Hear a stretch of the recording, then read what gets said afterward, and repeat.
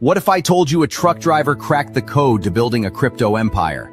Meet Bitcoin Ben. He went from driving 18-wheelers to creating 6 different ways for regular people to stack Bitcoin and build wealth.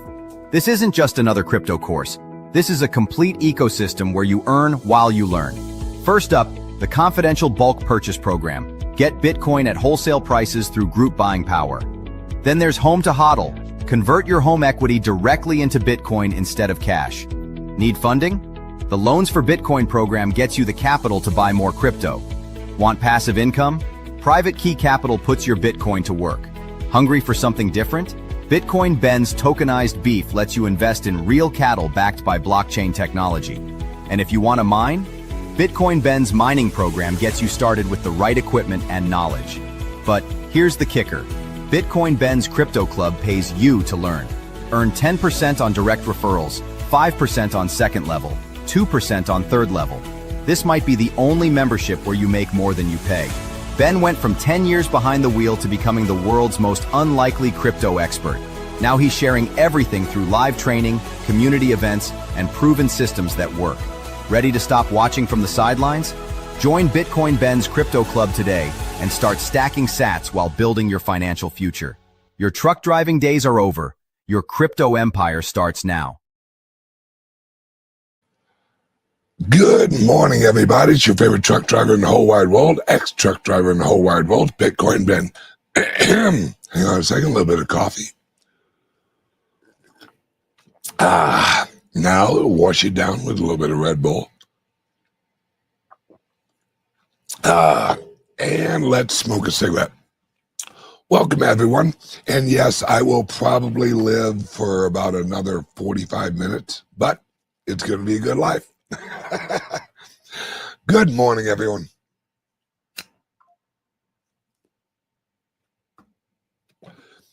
Today's episode is really realizing where we're at in this moment in time. And when I say we, what I mean is freedom-loving people. That doesn't mean Americans, that doesn't mean Europeans, that doesn't mean Africans, that doesn't mean whoever. Freedom-minded people. People who love freedom. That has zero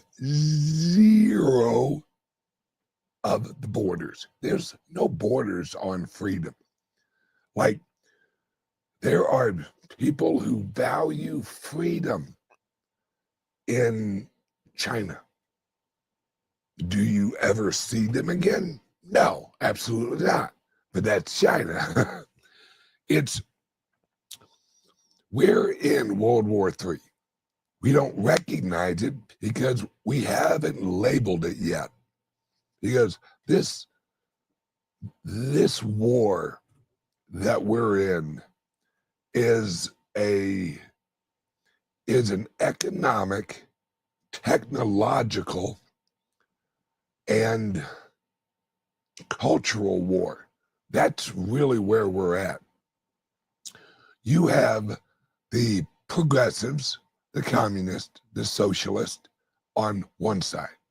They are the planners. They are the managers of the system. They love nothing more than have a list of things to do and what agencies should be responsible to do them. Now, do they ever really achieve their goal? No. That's what managers do. They set up things, but they never really accomplish anything because their goal is the system, not the results. They don't care if your children are educated the best. They only care that through their system, the children get the education in which they feel they need. The system educates to keep the system running. That's why we have kindergarten, which is garden of children, That's just creepy. All right, then we have first grade, second grade, third grade, fourth grade, fifth grade, sixth grade, seventh grade, into high school. And we have an education system. Think about this, folks. We have an education system that tells you to be a doctor, you have to be in the education system for over 20 years. 20 years to be a doctor. That's ridiculous, because a lot of the education that they've given to the people is really just learn the system, learn our system. Here's our system. If you don't play by our rules, we will punish you. We will put you in timeout. And after you get out of high school, if you still don't play along with our system, we're going to put you in jail for whatever the fuck we can figure out to put you in jail. We have 1 million laws that we can use as weapons against you, because whatever law we say you break, you're breaking the system. And we cannot allow that. The system above all. That's what communism is. See, this whole lie of communism and socialism, we're for the people. No, they're not. They're for the system that promises the people. Promises. And it's always unrealistic promises. Like, hey, we're going to open up a grocery store in New York that that will not have profit. It will charge you what the grocery store paid for it. Huh? Anybody with a lick of sense would go, well, how's that going to work? How's that going to work in an area that has other grocery stores? Isn't everyone just going to go to the one that's cheapest?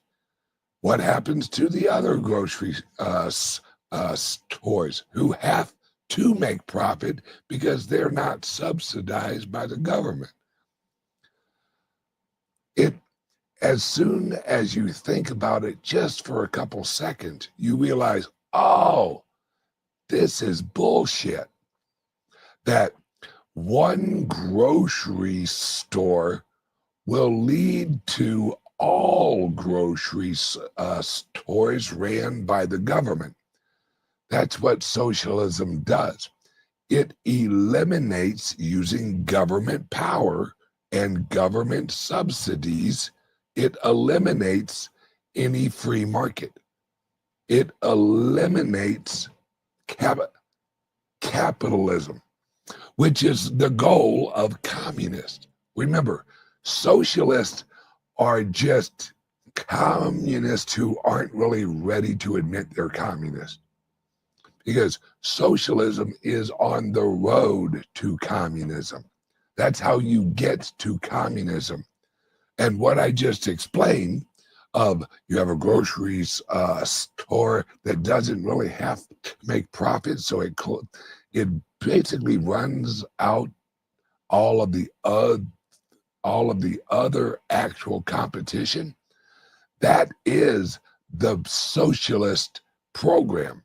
That is the socialist mechanism that leads to communism. Because once you run out all of the mean capitalists, then all you have is communists, where all of the grocery stores are ran by the government. Well, let's see. We have an example of that, the USSR. We have other examples, but I'll use USSR because the most people know about that. All right, the USSR grocery store was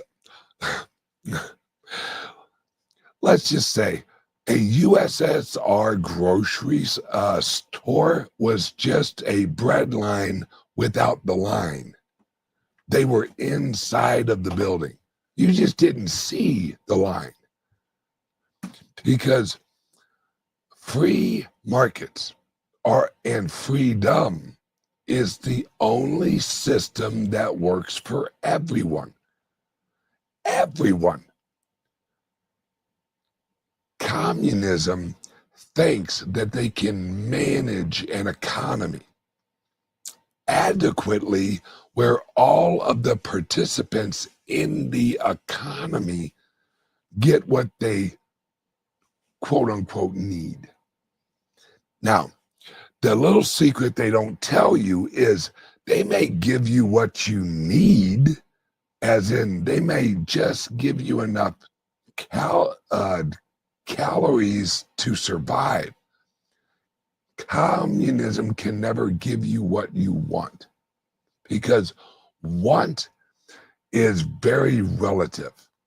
Want only exists in capitalism because if you want, let's say you want a shirt that has long sleeves and is blue, and you want it to say, I love rock and roll. And you want a certain size because you're a certain size. And well, communism is not going to, as they say, waste valuable economic resources for such needless shirts. They're going to produce shirts and everyone's going to wear the same fucking shirt. And everyone will be equal. We will all look equally stupid. That's what communism produces. It will give you a shirt, but it won't give you a choice of a shirt. And choice is what humans are based on. We are actually based on our preferences. If you aren't free to choose what type of shirt you want, then you're not free. Because if you go to the government store and you're like, I'll have one shirt, large, please. And they hand you the same brown shirt that you fucking are wearing, then you're like, oh, thanks. There's no happiness in achievement. Can you imagine Christmas morning in USSR? Dad, what'd you get me? The same thing I got your fucking brother and the same thing the neighbor got. A horse with with wheels and you could push it around. Merry fucking Christmas, Gorbachev. Without free markets, there is no creativity. And without creativity, humans, we die. We mentally die. If you aren't allowed to have a crazy thought or a crazy idea, or you see something and you're like, ooh, I could make that better. Communism is the economic system of good enough. How's our bread? Well, it's good enough. How is our meat? What meat? We killed all the farmers. Okay, how's our porridge? It ain't bad. It's good enough. I mean, everything in communism is good enough to not die. And eventually you die because the system of good enough, there is no accomplishment. There is no inner self-pride. When you go to work at a communist fucking factory and you're making brown shirts just like the rest of the fuckers, and and you actually go home and your wife's like, how was work today? You was like, well, I didn't get shot because I thought, I went crazy. I made a blue shirt. And communism assumes that humans are easy for me to say, mechanistic. They assume you can put a human in a plant for 40 fucking years. I saw it happen to my dad, and he worked at the post office in America. That job destroyed that man's soul. Well, and of course my mom, that guy didn't have a chance. He was at work. He was getting his soul fucking destroyed. He came home. My mom would really kind of top off the whole soul fucking destruction idea. But at the end of his life, he literally looked at his job he had retired from, and there was nothing he was proud of.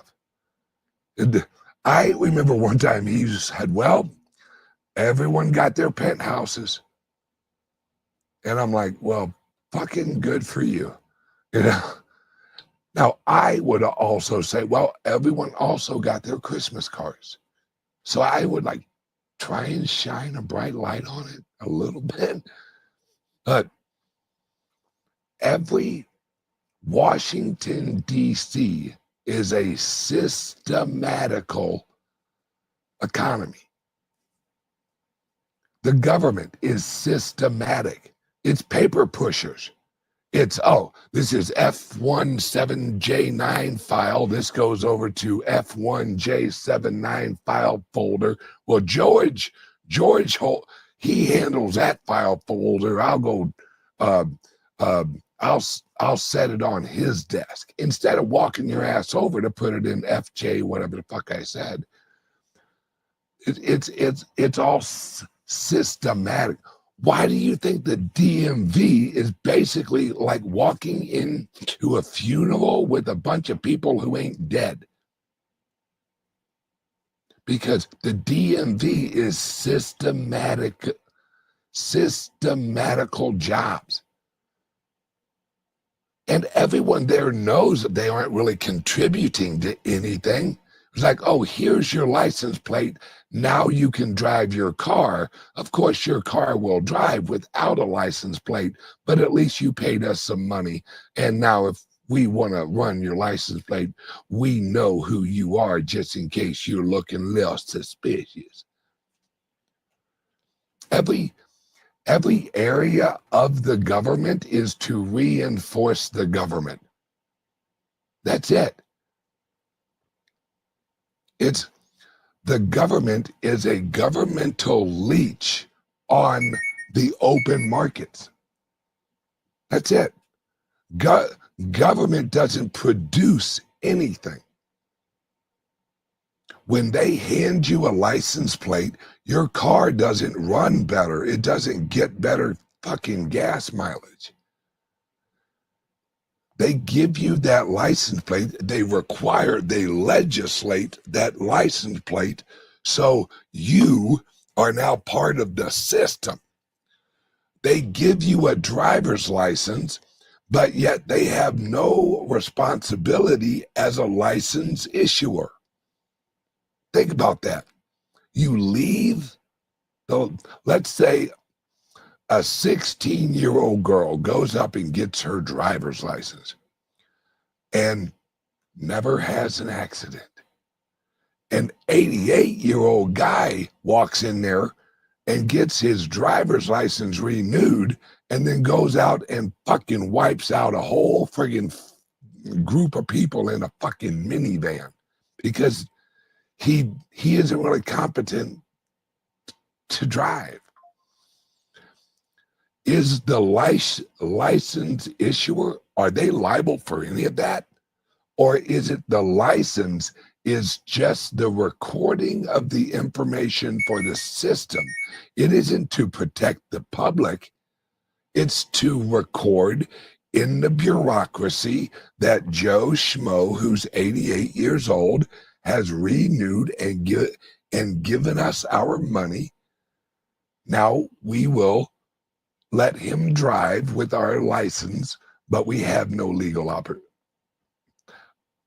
we aren't legally liable for anything that Joe does with this license. Then why have the fucking license? Because it's just a ledger of tracking. It's a ledger of, if you want to know the truth, legislation is just, in the government's eyes, job creation. That's all it is. If you legislate, you have to have license plates. They view that as creating jobs. Well, we created all the jobs at the DMV. Well, they're useless jobs. Hey, grab this shovel, fucking go dig a hole. As soon as you get done digging the hole, I want you to fill it up with dirt. It's the same fucking thing. But that's how government bureaucrats look at the economy. They're like, oh, we need more jobs. Let's legislate taxes a little bit more. That's gonna boost the GDP of tax accounting just a bit, because every sector affects the GDP, and that's all they care about. Government would rather have a useless job than no job. Capitalism is the complete opposite. It was like, if the job doesn't contribute to lowering the price so we can produce more, or efficiency so we can produce more, then it's a useless job. And corporations, just like government, once they reach a certain size, like my dad hid, and I mean literally hid, in the post office for the last probably 20 years of his life. He sat in an office waiting for a phone to ring. And I'm not exaggerating. He had no other responsibilities except for when that phone rang, you answered it.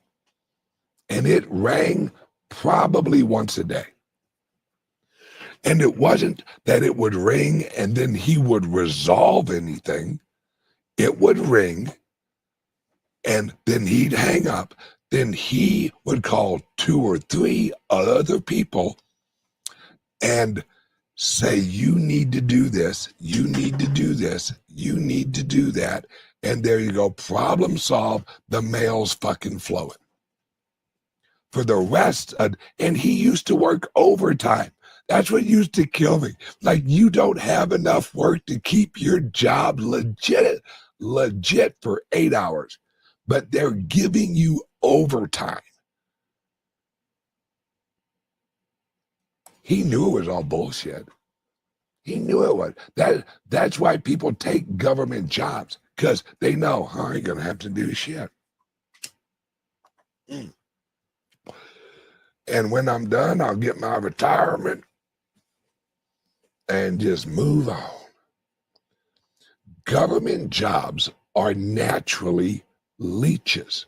They're unproductive leeches because they aren't producing anything economically valuable. Regulation is not economically viable, or regulation is not economically accumulative, where the more regulations, the better that segment gets. No. Anybody who knows anything about automobiles, once you brought in CAFE standards, it fucked up cars. It totally fucked up cars. Because all of a sudden, you're like, okay, well, yeah, this whole engine thing looks good. We're gonna fuck with that, and we're instead of having a huge piece of metal, we're gonna fuck with it. We're gonna produce it where we are going to make it more flexible so that you are protected. Guys, a 1969, let's use Impala. No, 1972 Impala. 1970. That's a fucking tank. That's a boat. We should have sent all 1972 Impalas over to Iraq. They'd have been fine. They were tougher than fucking tanks, man. And a lot more comfortable, I would say. But no. The government had to fix the industry for this horseshit global warming, which at the time was global cooling. We were all going to fucking freeze to death. Somewhere around mid-80s, early 90s. Oh, shit. Sorry, we were wrong. It's actually going to get super warm. We're all going to fucking cook. And then all of a sudden, that didn't happen. So they're like, oh, you know what it is? Climate change. That's like the weatherman saying there's going to be weather today, but not tell you what kind of weather. Is it going to rain? I don't know, but there's going to be weather today. Well, thanks, fucking Einstein. Thanks for the help. Now I know which jacket not to fucking wear. Government is the most useless entity and creation of all time. All right. World War I would have never happened without government. World War II would have never had. No one in America, if we didn't have government here in America, you think any of us would have collectively said, oh, hey, you know what? I hear there's kind of some shit going on in Germany and over in Great Britain and like all these other areas. Why do we all gather up and go and fight a fucking war? No. They had to set it up through the government. Governments go to war. The people die in the war. Why don't the governments ever die? Never happens. Right? Here's an example. Like it or hate it. Germany, or Deutschland, as they call themselves. Isn't that weird? How Germans don't call themselves Germans? Ever look into that? That's interesting. Okay. But Germany lost the war. But then they just came up with another government. Well, then that led to World War II with the next German government. And the governments went to war because they didn't like that government. Because governments cannot mind their own fucking business. It's their business to mind your business. That's what government is. They govern you. You ever hear like the liberals and the progressives, the Republicans don't know how to govern. So they don't know how to tell people what the fuck to do with their lives? I'm seeing that as a plus. Now, a lot of Republicans are just progressives with an R. That's all they are. Romney, you piece of shit. One of the things that I regret was this is how crazy I am.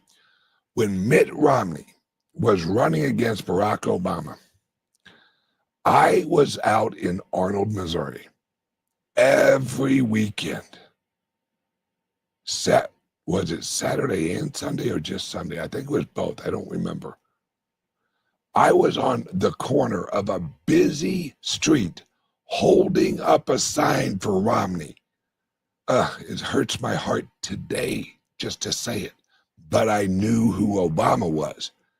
I also knew who Romney was, but I'm like, well, at least there's like a slight hint of some constitutional smell of him. Obama was pure socialist, progressive, which is slow socialism. And people would honk, people would flip me off, fucking people would yell at me. Oh, I can't tell you how many times I got called racist or you this, you that, because I believed in it. I'm like, look, this, because I knew if Obama was elected, this was such a bad idea. And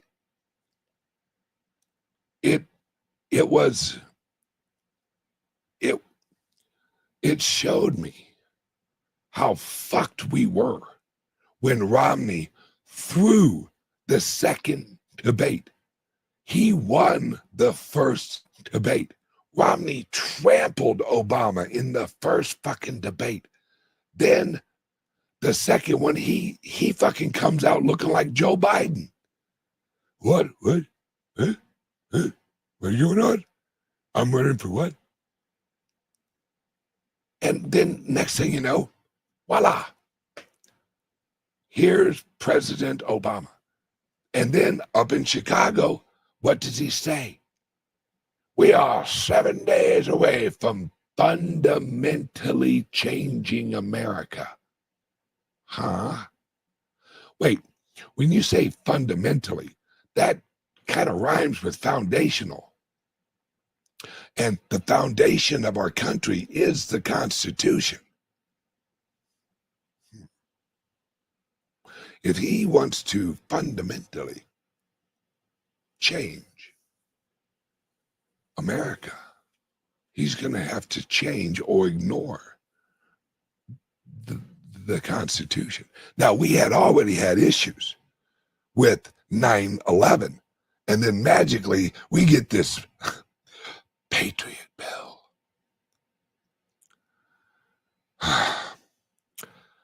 If you wanted to poison somebody, wouldn't you call it sugar? I would. Here's some sugar for you. Thanks.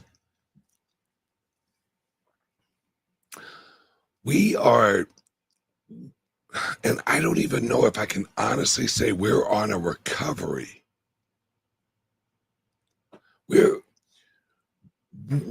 on a seesaw right now.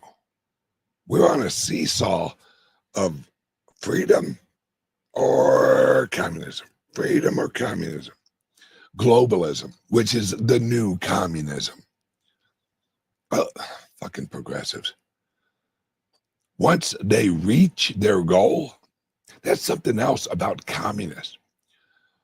Once they get complete control, perfect example, Chairman Mao.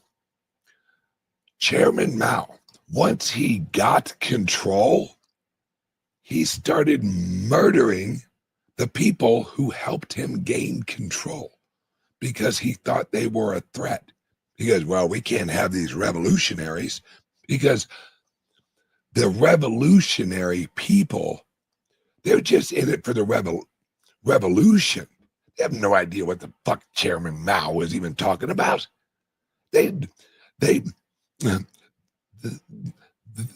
That's why they use a word so vague like utopia. Well, utopia could mean a lot. My utopia would be about America 1740. That'd be my utopia. And I do mean 1740. Pre-Revolutionary War. Because really, in reality, there wasn't any law. There was no governments. We had a couple of Reds who would swing by once in a while and kind of try and fuck with us a little bit, but not really much. But this idea of government even being slightly good. That's what the founding fathers. That's what the founding fathers fucked up. And they didn't really have a choice, so I know why they went and said, hey, let's have a federalist system. With their technology, their currency limitations, their economic limitations of shipping, it made sense at the time. But we're past that now. See, the original idea that if they would have had the technology, it would have worked, was Confederacy. It worked. It worked, or it would have worked if we would have had digital currencies. Swear to God. The Confederacy would have worked if we would have had digital currencies. And hang on one second. Word from the sponsor. Ooh, I want to play this one. I love this one.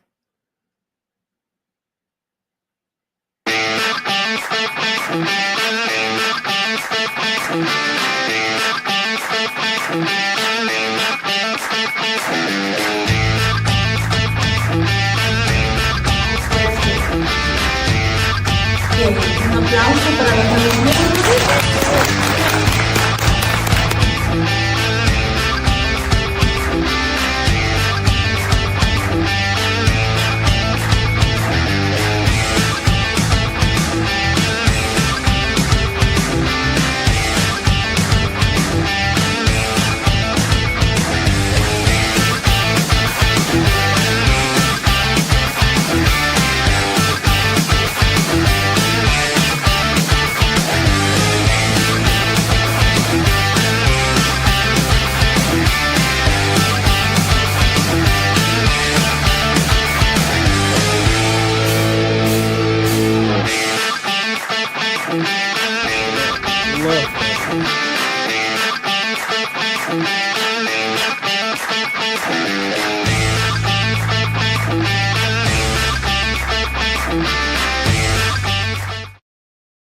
And we're back.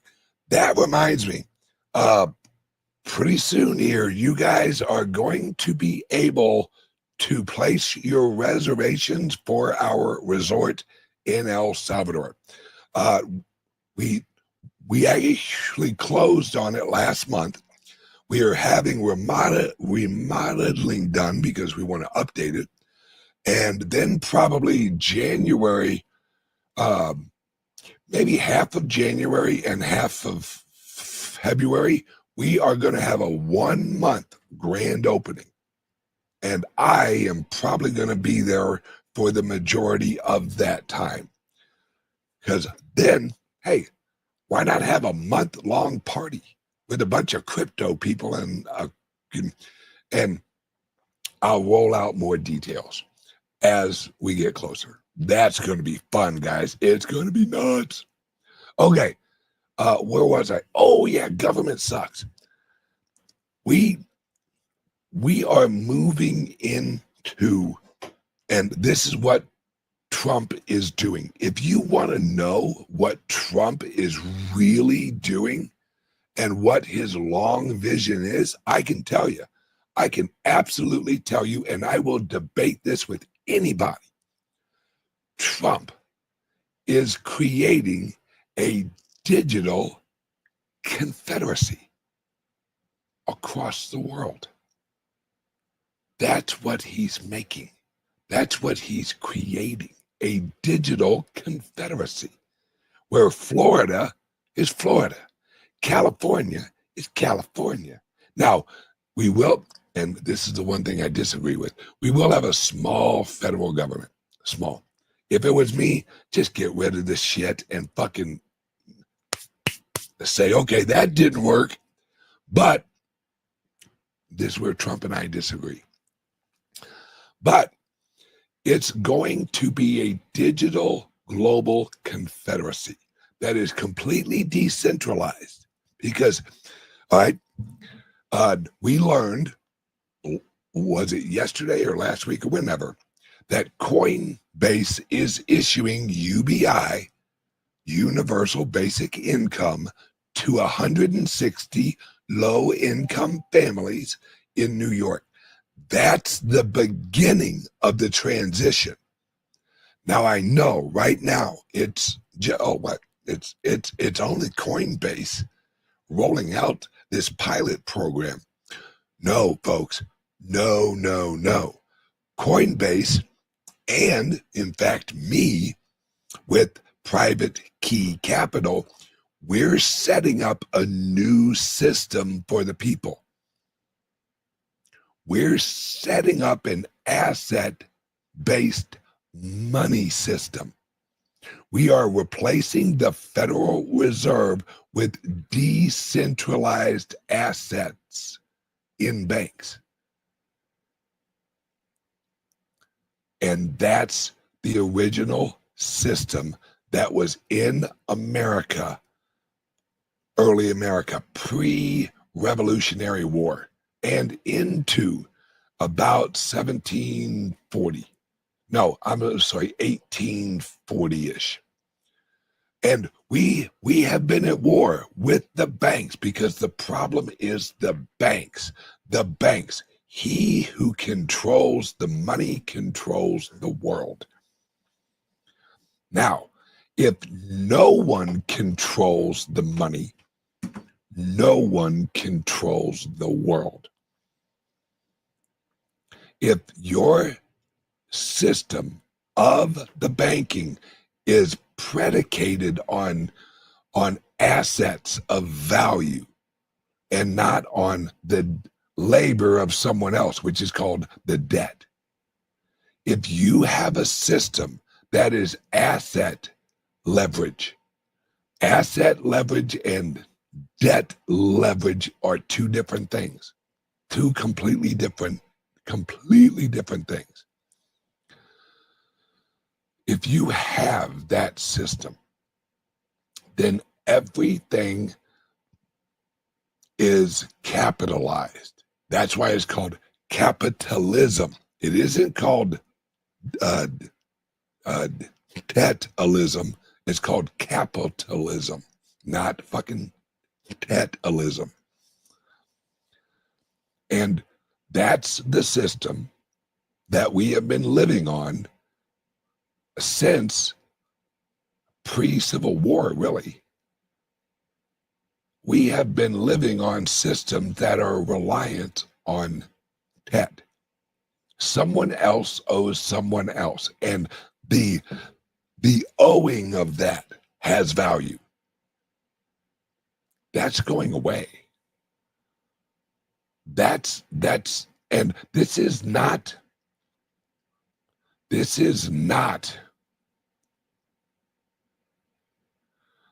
not going to happen overnight.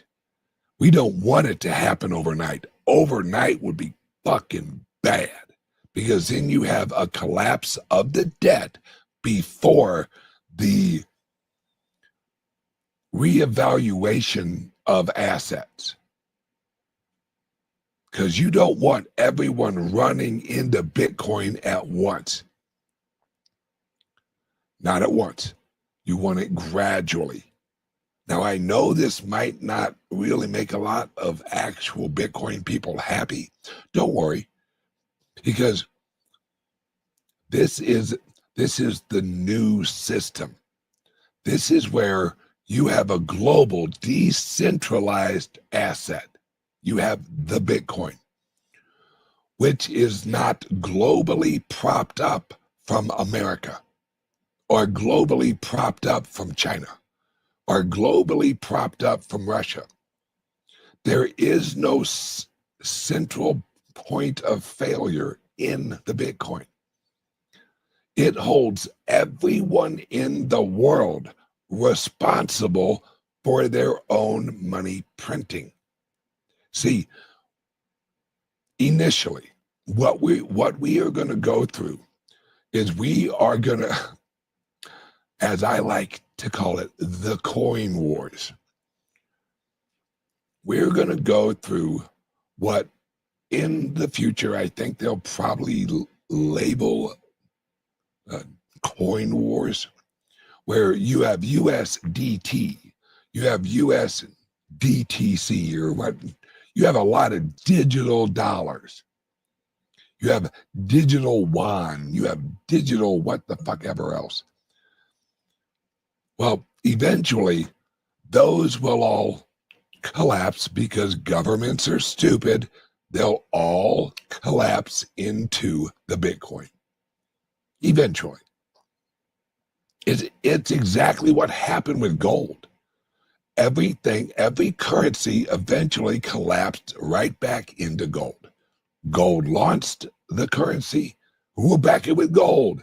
We will back our receipts here at the pawn shop with your gold.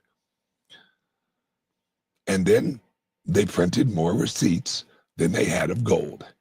Humans will human.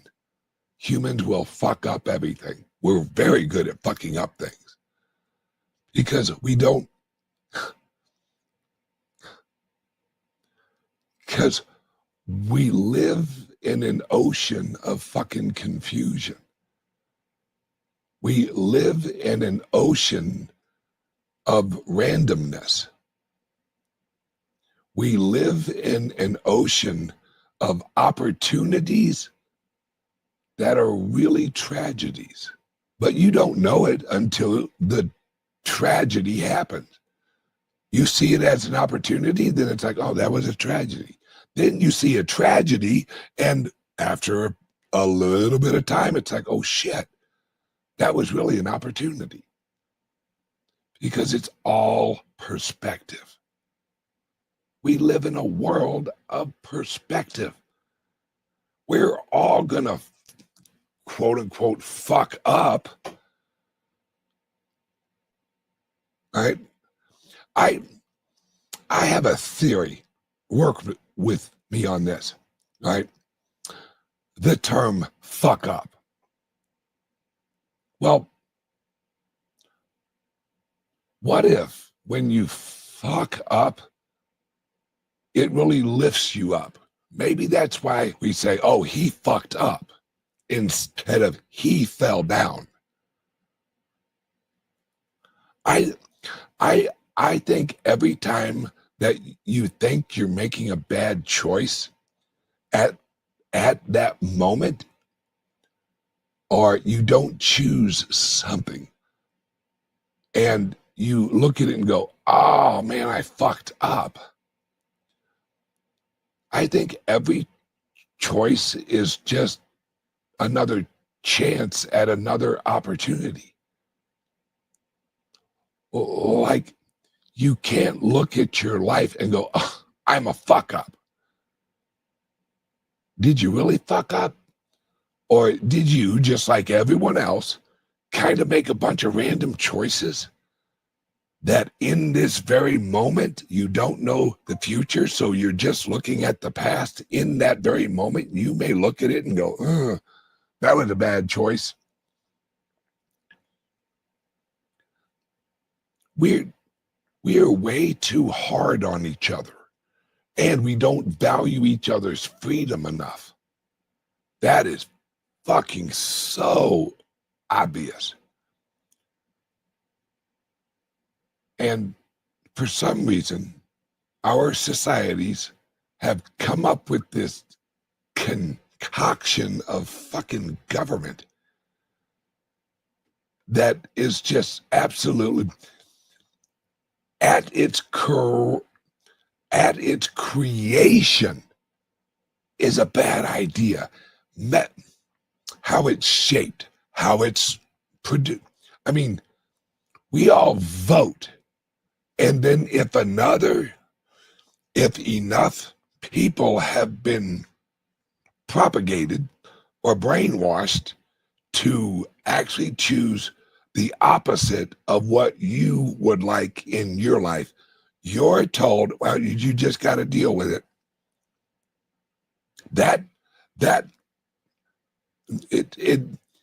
It removes individualism out of life. It removes, and it injects into your head, All right, where you're like, oh, Obama won. Oh, shit. All right. Now I just got to hunker down and try not to get fucked too bad, Obamacare. I mean, that legislation right there, number one, it was all bullshit. Of course, it was unconstitutional. Of course it was. The Constitution's fucking clear. But they're like, well, it wasn't a tax, it was a fine, and it was this. It was, motherfucker, that's the mentality of a bureaucrat. They have the goal. They don't give a fuck how they get there. We want national health care because our healthcare companies are kind of reaching a point where they can't really medicate anymore without actually coming out with cures. So we're going to have to fuck this system up for a while so we can eventually reach a point where we can roll out AI, and then we can blame this all on AI. Because me and some friends of mine have a theory. AI is just going to be the excuse board for everything. Everything they ever fucking did, everything they ever hid, alien technology, fucking cures for cancer, all the shit that, unlimited power, they're just going to tuck that shit right into AI and go, you know what AI solved today? Yeah. Something Tesla knew 125 fucking years ago. That's some good AI.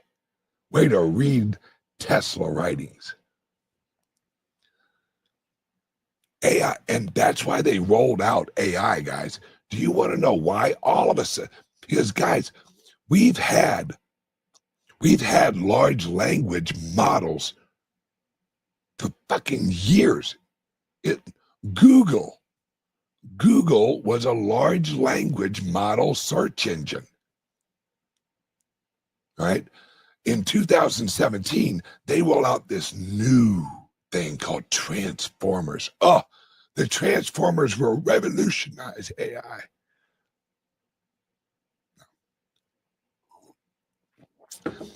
AI had two agendas when they rolled it out. Number one, AI, and their main goal is to control the future of information sourcing. They basically said, all right, for the last like 200 and something years, we've owned the Encyclopedia Britannica. We have defined reality using look up who created Encyclopedia Britannica. Global elites set the definitions for reality. And who was involved closely with that? Charles Darwin. Why do you think they sent him out to look at some fucking birds? Hey, go out to this island and fucking slap a few birds around. See if they change. No, he was actually part of a bigger scientific movement to create the Encyclopedia Britannica of the world, known as the Encyclopedia Britannica. And AI was just the next iteration of that. They're like, okay, everyone in the world uses the Encyclopedia Britannica as their source of reality. AI is just the digital version of that. That's why I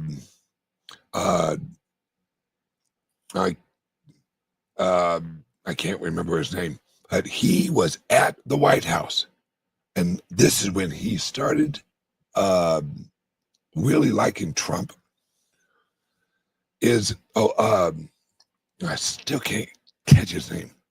All right, the Joe Biden group told them, do not invest in AI. We're only going to allow one. and it was OpenAI. They had already picked their winner. They had already set it up where Sam Altman, anyone who knows last names, Altman, alternate man, do a little genealogy history on that fucking last name. Andreessen, thank you. Mark Andreessen was at the White House, and they basically told him, don't invest in any AI companies. We are going to regulate where you only have one. Well, if you only have one choice, gee, that sounds a whole lot like having 3 television channels. As long as they control all 3, they set the narrative. We're in an and the second reason for AI and rolling it out, and the company's OpenAI, was they needed to draw in capital away from the Bitcoin. Guys, where would all of that AI money went to if it wasn't for AI? There was a lot, remember, pre-AI, there was a lot of money on the sidelines because there was nothing really for corporations and all these. There was nowhere to put your money that was actually safe. And that's what brought in Michael Saylor. Michael Saylor's like, God, this fucking economy's dead. We're all dying. We're losing 20% of our value every fucking year. We got to do something new. Well, Michael Saylor saw Bitcoin, and he was like, there's the answer. And they knew the rest of the global economy would run right into it because it was the only asset or only narrative of the time that was a solution. Then all of a sudden, OpenAI suddenly sends out, we have AI. Here you go. There you go. In Chat GPT. Go ahead. Yeah, tear that shit up. Go ahead. Oh, man, that thing's awesome. And then they just started accumulating side money.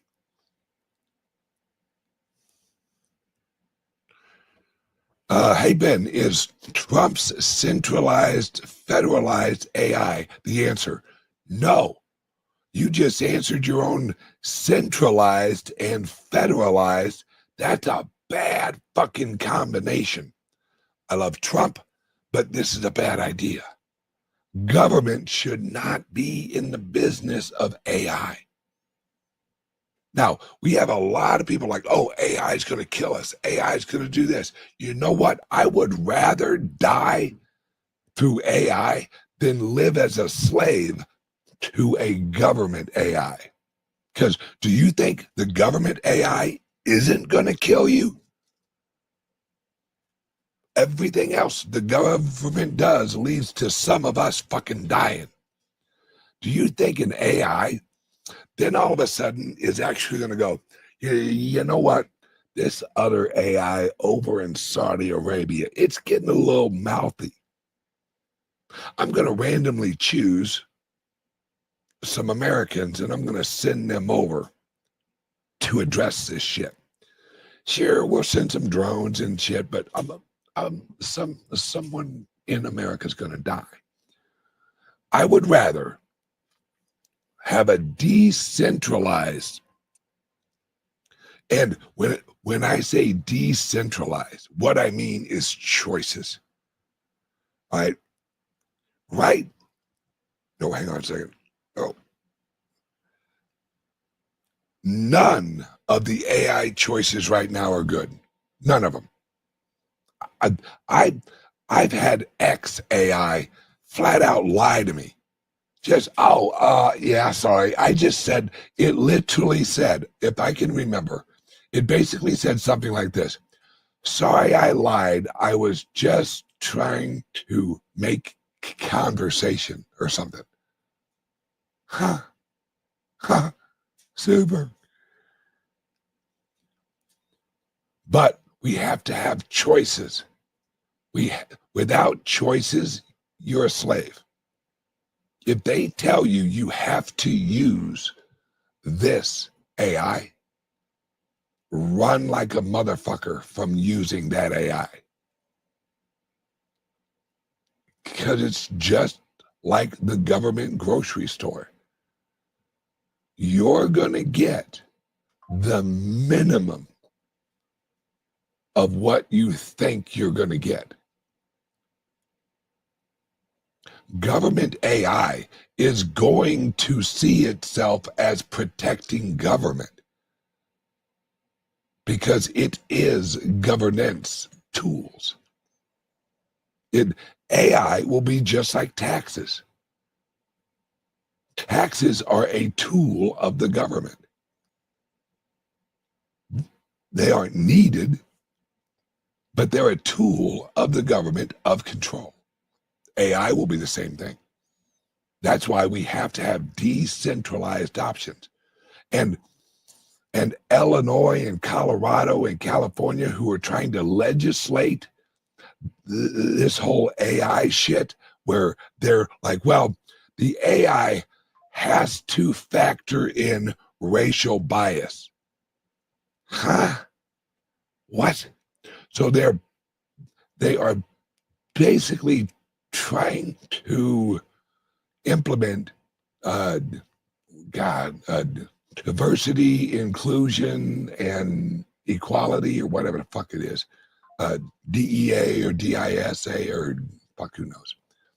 They're trying to implement that in a few of the lefty places so that these companies who are global have to abide by the rules of the lefty place. It's what California did with automotives, right? California basically fucked up cars. It was California's fault because it didn't matter to them. They weren't producing cars. There was no Detroit, California. Oh, okay, thank you. Yes, DEA. Thank you, Rick Costa, the official historian of the Bitcoin Ben Show.